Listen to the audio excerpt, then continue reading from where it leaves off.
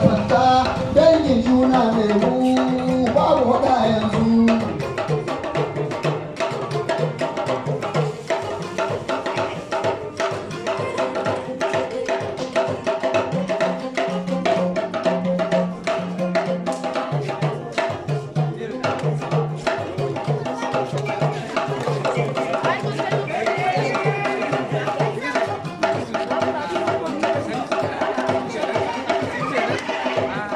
Mai kwana ku tsaye da shi mai tsaye ya dakata.